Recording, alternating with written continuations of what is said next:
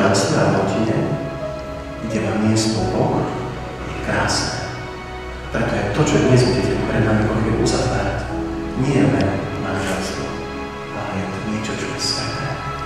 Lebo my sa neženíme, nevydávame preto, aby sme boli šťastní. Aby bol vedľa mňa ten druhý spokoj, ale aby som mu pomohol k svetosti. Prijímali sme tej svetosti do nás spokojne. A nielen trvalé, pevné, šťastné, ale sveté manželstvo. Jeden z tých kľúčov je nemať tajomstvo. Čiže Ježiš nehovorí veľa o láske, hovorí o obrazoch, ktoré sprítomňujú lásku, ale nie ľudskú, ale Boha človeka.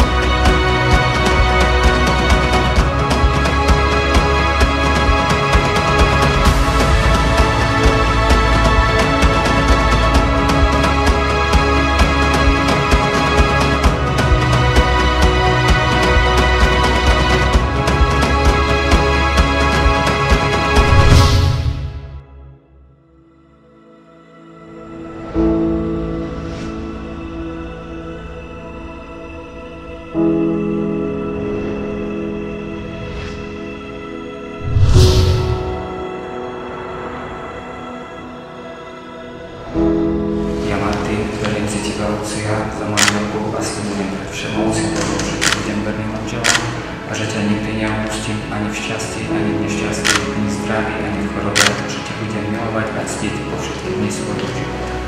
Ja, Lucia, verím si tebe na týmto svojim manželom. Sľubujem pred Všemovúcim Bohom, že ti budem verným manželom, že ťa nikdy neopustím ani v šťastí, ani v nešťastí, ani v zdraví, ani v chorobe,